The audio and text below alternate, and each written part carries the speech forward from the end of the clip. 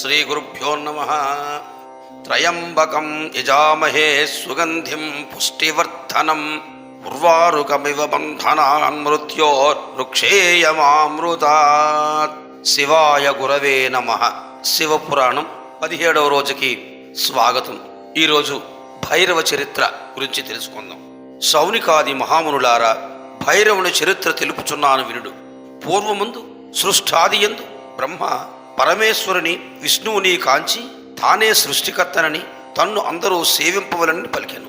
అంత పరమేశ్వరుడు బ్రహ్మను ఉద్దేశించి, కమలాసన, నేను పరదేవతా శక్తియుతమైన వరబ్రహ్మను.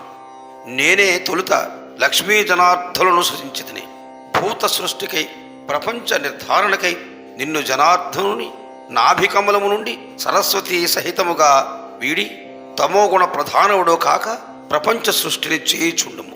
వేదములన్నీయు పరమేశ్వరుడే పరబ్రహ్మయని పలుకుచున్నవి అని తెలియబలికి వేదములను ఆహ్వానించి వాని మూలమున త్రిమూర్తులలో పరబ్రహ్మ స్వరూపమెవరి ఆపాదించినదో తెలియజెప్పమని శంకరుడు నియమించను.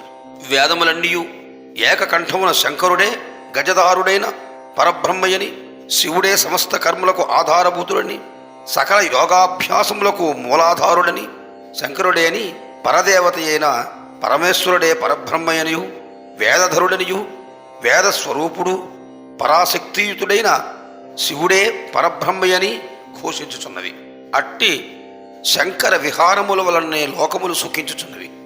ఈ రీతిగా వేదములు పలుకగా బ్రహ్మ కేవల తమోగుణ ప్రధానుడై తానే బ్రహ్మస్వరూపముగా ఇతరులెవ్వరూ కాజాలరు.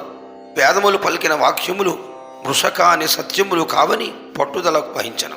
బ్రహ్మవాక్కులకు శంకరుడు మిక్కిలి కోపంబూని హుంకారయుక్తుడై భయంకరముతో నిలిచియుండగా, రౌద్రాకారుడును భూమ్యాకాశములు నిండి 3 నేత్రములు కలిగి త్రిశూలాది ఆయుధములు కలిగి 10 దిశలు దద్దరిల్లినట్లు ఢమరుకం రోగించుచు నృత్యములతో జటాచూటదారి అయి భీకర కాలభైరవుడు పుట్టి పరమేశ్వరునికు నమస్కరించి నిలిచెను. కాలభైరవుడు శంకరునితో తన్ను సృష్టించిన కారణమేమని తెలుపమని అడిగాను. శంకరుడు కాలభైరవుని మాటలకు ఆనందముంది, కాలభైరవ, ఈ బ్రహ్మ కేవలము తమోగుణ ప్రధానుడై సత్యమును వదిలి అసత్యవాది అయినాడు కాన వీరిని శిక్షింపమని ఆజ్ఞాపించను. శంకరు ఆనతిని కాలభైరవుడు శిరసావహించి బ్రహ్మ యొక్క నడిమి శిరస్సును అసత్యవాది అయినను దానిని కుడి చేతి చిటికిన వేలి గోరుతో ఖండించను. కాలభైరవుడు బ్రహ్మ శిరస్సును ఉత్తర దిక్కుగా విసిరెను. ఆ శిరస్సు పడిన స్థలము బ్రహ్మ కపాలమని అందురు.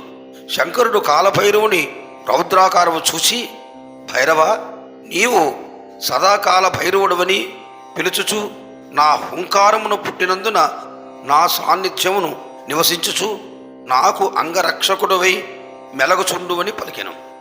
అంతటితో బ్రహ్మకు గర్వమడిగి పరమేశ్వరుని అనేక రీతుల ప్రస్తుతించి శంకరుని వద్ద తలవు తీసుకుని సత్యలోకమును జనను. జనార్దనుడు వైకుంఠంలోకేగను. శంకరుడు కాలభైరవునితో, కుమారా, నీవు బ్రహ్మశరమును ఖండించి బ్రహ్మ హత్యా పాతకం పొందితివి. అది నీకు అంటకూడదు. నీవు బ్రహ్మ కపాల వ్రతము ఆచరించుచు నీవు అతని శిరస్సు ఖండించిన శ్రీదేశము కాశీయను పుణ్యక్షేత్రమున వ్రతం ఆచరించుచు అతనిని శిరస్సు ఖండించిన ప్రదేశము కాశీ పుణ్యక్షేత్రమగును. కాన తీర్థయాత్రాటనము కావించి కడకు కాశీ చేరి నీ పాతకము చేరిన నీ పాతకము భస్మమగును. అంతటి నుండి కాశీపుర పాలకుడివై నిన్ను సేవించుచుండమని పలికెను. వికృతాకారమైన భయంకరముతో బ్రహ్మహత్యా పాతకము కాలభైరవుని చేరబోగా శంకరుడు బ్రహ్మహత్యా పాతకమును పిలిచి, ఓసి, నీవు కాలభైరవుని అంటకము వెన్నంటియుండుము. అతడు తీర్థయాటనము చేసి కాశీనగరము చేరిన వెంటనే నీవు భస్మమగుదు అని పలికెను. శంకరుని పలుకులు కాలభైరవుడు విని శంకరుని వద్ద సెలవు తీసుకొని తీర్థయాత్రకు బయలుదేరను. శంకరుడు కైలాసములకు జనను. జనార్దనుడు లోక కళ్యాణమునకై దేవమునియకు నారదుని పిలిచి, మునిచంద్రమా, కాలభైరవుడు బ్రహ్మహత్యా పాతక నివారణార్థమై తీర్థయాత్రాటనము చేయుచున్నాడు. కపాలికా వ్రతం ఆచరించుచు ప్రతి యుంట యాచించుచున్నాడు. అట్టి కాపలికు ఎవ్వరునూ ముష్టి పెట్టవద్దనియు నియమము తప్పించి ముష్టివారు పాపమును పొందురదనియు ప్రకటించమని పలికెను. నారదునట్లే ముల్లోకమునందును కాలభైరవును కపాలికత్వమును అతని బ్రహ్మచర్యా దోషము ప్రకటించి అట్లు చేసిన సంగతి జనార్దనుకు తెలిపి తాను లోక సంచారమునకు వెడలిపోయెను. కాలభైరవుడు కపాలికుడై సంచరించుచు బ్రహ్మహత్యా దోషమును వెన్నంటి రాగా భయపడి ఏమి చేయుటకు తోచక వైకుంఠముకు చెరను. శ్రీహరి కాలభైరవుని కాంచి కూర్చుండ నియమించను. కాలభైరవుడు తనకు కలిగిన భయము తెలిపి పాతకము పోవుటకు ఉపాయము తెలుపమని శ్రీహరిని అడిగాను. శ్రీహరి కాలభైరవునితో ఇట్లని, కాలభైరవ, నీవు ఈశ్వరపుత్రుడవు, బ్రహ్మ గర్వము నడిచితివి. పాపము పొంది దాని నివారణకై శంకరుడు చెప్పిన రీతిని నీవు చెరింపక అజ్ఞానుండవై బుద్ధిమాంద్యమునొందితివి. అట్లుగాక కాశీక్షేత్రమునకు అని పాతకములు పోగొట్టునని పరమేశ్వరుడు సన్నిధానము చేరి సుఖింపము అని పలికిన జనార్దన వాక్యములు కాలభైరవుడు సంతోషించను. కాలభైరవుడు అట్లే కాశీక్షేత్రము చేరి అంత బ్రహ్మహత్యా దోషం నశించను. కాలభైరవుడు మంచి సుందర రూపం గలవాడే కాశీక్షేత్రమందు పాలకుడై నివసించుచుండెను. సూత సౌనికాదులు కాలభైరవుని చరిత్ర తెలుపుతూ, ఇది రాసిన వారు చదివిన వారు కానీ సమస్త పాపం నుండి విడి సుఖము అనుభవింతురు. ముంధిమాంద్యమును గ్రహదోషములను రోగములు నశించిననియు కోర్కెలు గలవారు ఇష్టార్థకులను పొందుదురనియు శనిత్రయోదశి నాడు కాలభైరవునకు నూనె అభిషేకించి బ్రాహ్మణులకు దానము చేసిన ఈ పాపము తొలగునని సర్వసుఖములు పొందుదురనియు కూడా తెలిపాను. అంత సౌనికాదృశులు శరభావతార కథను తెలుపమని వేడగా సూతుండు ఇట్లు చెప్పసాగాను. సౌనికాదిమునులారా వినుడు. నందీశ్వరుడు పూర్వం మార్కండేయకు చెప్పిన శరభావతార కథను మీకు చెప్పుచున్నాను, సావధానులై వినుడు. తొల్లి కశ్యప ప్రజాపతికి గల ఇరువురు భార్యలలో దితి అను ఆమెకు హిరణ్యాక్షుడు హిరణ్యకశపుడు అనే ఇరువురు కుమారులు కలిగిరి. వారిరువురు బ్రహ్మగూర్చి బహుకాలము తపము చేసి దుర్లభముకు వరములు పొంది ముల్లోకములను కష్టపెట్టుచుండ శ్రీ మహావిష్ణువు వరహావతార రూపమున హిరణ్యాక్షుడు సంహరించను. సోదరు చంపినాడను కోపంతో హిరణ్యకశిపుడు శ్రీ మహావిష్ణువుని సంహరించుటకు వరములను బ్రహ్మ వలన పొందుటకై బహుకాలము తపమాచరించు. బ్రహ్మ వాని తపప్రభావం వలన ప్రీతుడై హిరణ్యకశిపునకు ప్రత్యక్షమై పంచభూతముల చేతను అష్టదిక్పాలకులు ఎందును రాత్రి పగలు అను కాల విశేషములందు కానీ శస్త్రాది ఆయుధముల విశేషముల చేత కానీ జీవము గల వాటి చేత కానీ జీవము లేని వాటి చేత కానీ మరణము లేకుండా వరములు ప్రసాదించను. అట్టి వరగర్వము చే ముల్లోకములను జయించి శ్రీహరిని కూడా గెలువవలనని సంకల్పించి వైకుంఠముపై దండెత్తి శ్రీహరి హిరణ్యకశిపునకు వరప్రభావము తెలుసుకుని అదృశ్యుడయ్యను.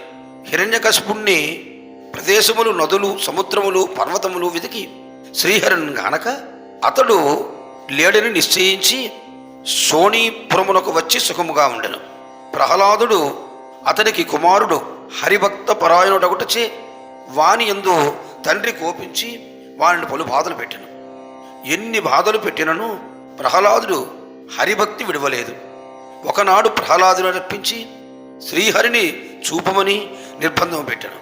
హిరణ్యకశిపుని మాటలకు ప్రహ్లాదుని సంతసించి శ్రీహరి సమస్త ప్రదేశములందు ఉన్నాడని దృఢముగా పలికాను. అంతా హిరణ్యకశిపుడు కోపించి, డెంపక, ఈ స్తంభమున ఈ శ్రీహరిని చూపకుండా నిన్ను చంపెదను ప్రహ్లాదుని బెదిరించను. మరియు ఆ స్తంభమున చేతితో చరిచెను. వెంటనే స్తంభమును పెళ్ళపెళ్ళమని బద్దలై దాని నుండి ఒక పెద్ద ధ్వనితో కనులు చూడలేని ప్రభాసమానముకు ప్రకాశముతో సింహము యొక్క శిరస్సు కలిగి మిగిలిన శరీర భాగమంతా నరరూపము కలిగి మృగము గాక మనుష్యుడు గాక శ్రీహరి బయటకు వెలువడి పగలు రాత్రి కాని సంధ్యాకాలముందు శ్రీహరి నరసింహాకృతితో భూమి మీద కాకుండా తన తొడపై నుంచి హిరణ్యకశిపుని జీవా విశేష భూతలంబకు తన చేతి గోళ్లతో పొట్టను చీల్చి చంపెను. ముల్లోకములు కంపించెను. అట్టి భయ భయంకాకృతి గల నరసింహమూర్తిని ఎవ్వరూ చూడలేక భయపడి శ్రీవారిని శాంతింపమని పెక్కు స్తోత్రములు చేత మునులు దేవతలు ప్రార్థించరి. ప్రహ్లాదుడు నృసింహస్వామికి ప్రణతులర్పించి, నృసింహావతార శ్రీహరి అనేక అవతారములు దాల్చి లోకమును రక్షింపగల సమర్థుడవు, మహానుభావ, హిరణ్యకశిపుని సంహరించి నన్ను దయతో రక్షింపుము అని ప్రార్థించను. సురలు సంతోషించరి. శ్రీహరి తన చక్రముతో హిరణ్యకశిపుని సహచరులను కూడా సంహరించను.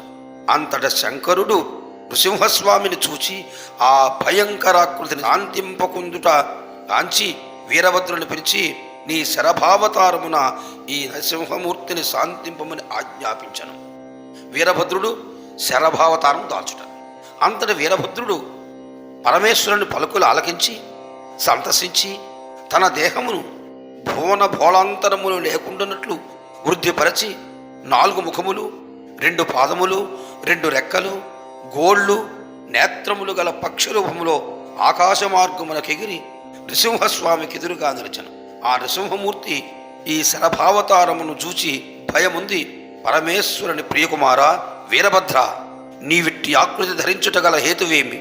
నేను దానవులను ఖండించి లోకరక్షణ గావించి తిని, నీవే భయంకాకృతిని తగ్గించి శాంతింపుమని పలికి తన చక్రమును ఉపసంహరించాను. చావగా మిగిలిన దానవులు పాతాళము దాక్కునిరి. అంత శాంతరూపముతో లక్ష్మీదేవిని కూడి నృసింహస్వామి నరసింహాకృతిలో శరభావతారమునిదుట నిలువగానే దేవేంద్రాది దేవతలను సంతసించరి. నరసింహమూర్తిని ప్రార్థించి శరభావతారుని శాంతింపమని ప్రార్థించరి. శరభుడు ఆ మాటలు విని తన భయంకాకృతిని ఉపసంహరించి వీరభద్రుడై నిలిచి తల్లిదండ్రులకు లక్ష్మీ జనార్దనులకు తక్కువ గలవారికి నమస్కరించి నిలిచెను.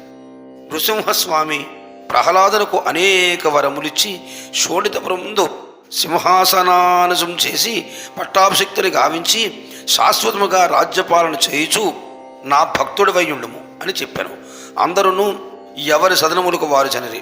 కానా మునులారా, ఈ కథను వినివారు, వినిపించువారు, వ్రాసినవారు సమస్త భయము నుండి, అపమృత్యు, భూత ప్రేత పిశాచ బాధల నుండి విడి సుఖిత్తురు అని సూతుడు పలికాను.